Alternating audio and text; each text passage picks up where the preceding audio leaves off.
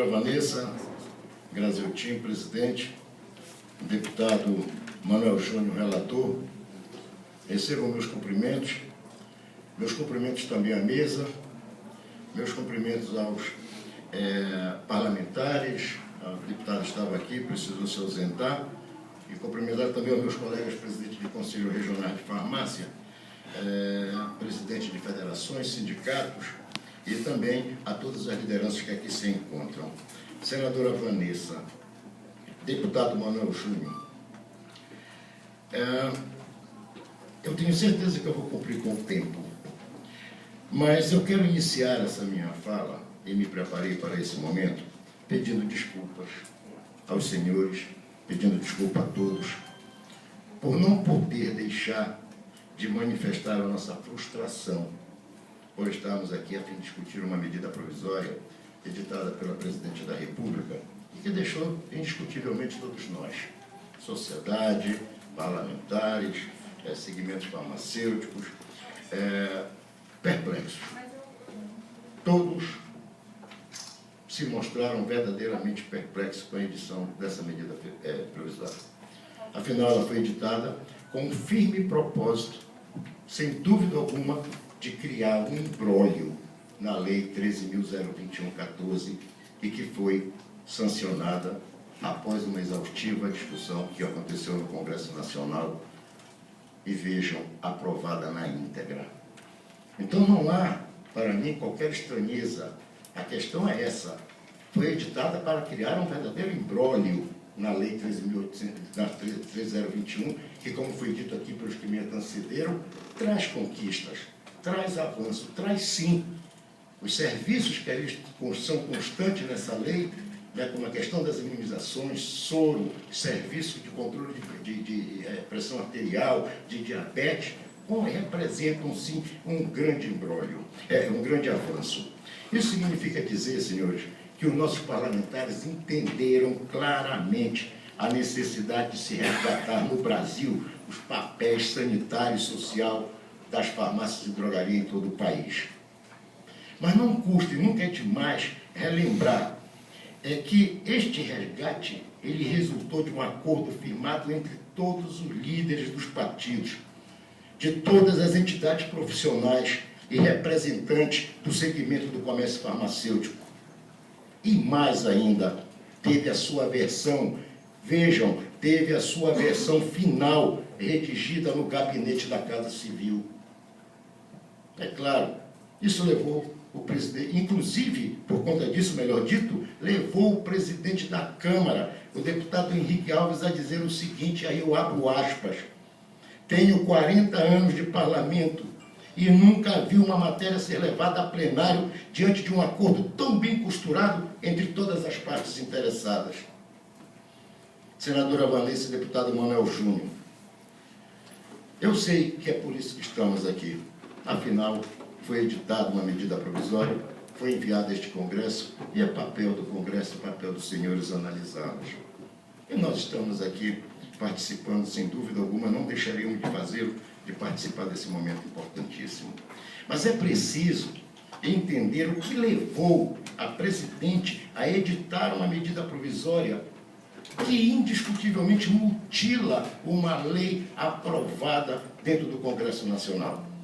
De onde saiu esta proposta que procura dar tratamento diferenciado a um segmento que deve ser obrigado a prestar serviço de saúde de tamanho alcance social, como é o caso das farmácias e drogarias em todo o país? Saiu do Ministério da Saúde? Com toda sinceridade, quero acreditar que não. Saiu de uma secretaria que cuida das empresas? É possível. E qual o tratamento diferenciado que essa medida provisória quer dar para as micros e pequenas empresas? Quando remete essas micros e pequenas empresas para o artigo 15 da Lei 5991 de 73. Pessoal, senhores, senadora Vanessa, deputado Manuel Júnior, ninguém é ingênuo nesse país. Nós, profissionais, os senhores parlamentares, homens públicos, não podem se permitir ser ingênuo. Só há uma alternativa para isso. Qual é o tratamento diferenciado que está se pretendendo dar por essa medida provisória? editada pela Presidente da República, que, aliás, a nossa Presidente ela foi levada a fazer isso, né? Pelas suas assessorias, etc. Não há motivo, não há tratamento diferenciado nessa situação. O que o artigo 15 da 5991 diz é a mesma coisa que é previsto na nova Lei 13021.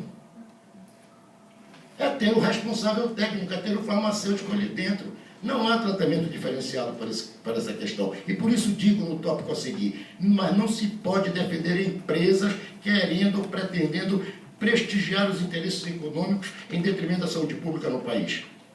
O interesse da saúde da população ela tem de prevalecer sobre todos os demais interesses no Brasil. Eu estou falando, senadora Vanessa e deputado Manuel Júnior, eu estou falando de saúde, gente. Eu estou falando de vidas. Qual o argumento que tem sido bradado por todos os cantos para a edição dessa medida provisória? É que não há farmacêutico em número suficiente e que, por isso, seus serviços em saúde devem ser transferidos para leigos? Argumento também que as pequenas farmácias não sobreviveriam porque não conseguiriam pagar o salário dos farmacêuticos?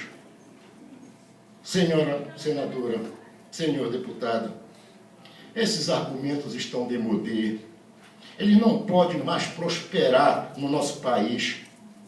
Vejam, senhores, ninguém tem legitimidade para falar sobre isto senão o Conselho Federal de Farmácia. E afirmo aqui, afirmo de forma categórica, que temos sim farmacêuticos suficientes. Se não, vejamos, atualmente nós contamos com 180 mil farmacêuticos. E até dezembro, senhores, seremos 200 mil profissionais em todo o país. Dos 180 mil farmacêuticos, 63 mil encontram-se nas capitais, 117 mil no interior. Por outro lado, existem no país cerca de 90 mil farmácias e drogarias, privadas e públicas, incluindo, sim, as hospitalares. Deste total, cerca de 75 mil são farmácias e drogarias privadas. 35% dessas farmácias e drogarias privadas são de propriedade de farmacêuticos. E, em sua grande maioria, estão localizadas no interior do país. Olha, vou remeter tudo isso ao relatório da CPI dos medicamentos, publicada no ano 2000, que alerta para o número exagerado de farmácias e drogarias no Brasil e para a falta de critério na sua abertura indiscriminada. Essas considerações, senhores, e que estão contidas nesse relatório, tomaram como referência a recomendação da Organização Mundial da Saúde, que estabelece uma proporção de uma farmácia para cada 8 mil habitantes. Ora, se formos por essa linha, né, é claro que estamos aplicando essa medida lógica, essa mesma lógica atualmente, e continuamos com um número exagerado de farmácias de drogaria. Uma farmácia ou drogaria privada para cada 2.657 habitantes. Nós estamos falando de quê? De que nesse país existe quase 4 mais farmácias e drogaria do que o Brasil precisa. Então, vejam bem todos vocês, faltam farmacêuticos ou nós temos um número excessivo de farmácias e drogaria no nosso país? E tem mais. Eu quero garantir aos senhores que o número de farmacêuticos no Brasil cresce em dobro em relação ao crescimento do número de farmácias e drogarias. Senhores, o Brasil tem hoje, senadora Vanessa e deputado Manuel Júnior, o Brasil tem hoje 451 cursos de farmácia, que formam, deputado, por ano, cerca de 18 mil novos farmacêuticos. Se não, me permitam colocar aqui essa distribuição. No norte do país, há 27 cursos de farmácia. Destes estão no interior. No Nordeste, 60 cursos, deputado, 40 deles no interior. No Sudeste, 216 cursos, 167 estão no interior. No Sul, são 81 cursos, dos quais 66 no interior. No Centro-Oeste, existem 55 cursos, dos quais no Distrito Federal, e 30 deles no interior. Ora, senhores, por que o Brasil conta com quase 30% do total de cursos de farmácia que existem em todo o planeta? É claro, porque a sociedade começou a exigir, essa é que é a verdade, a sociedade começou a exigir a participação efetiva do farmacêutico, vez que precisa, sim, dos seus serviços.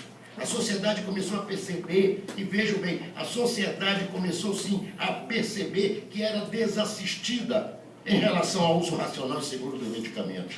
E vejam, um estudo realizado pela Interfarma, que congrega, que agrupa uma grande gama de indústria farmacêutica.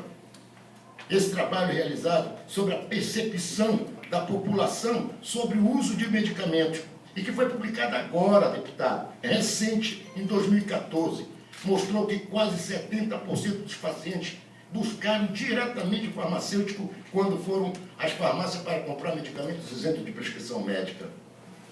A CPI do medicamento, que trabalho maravilhoso.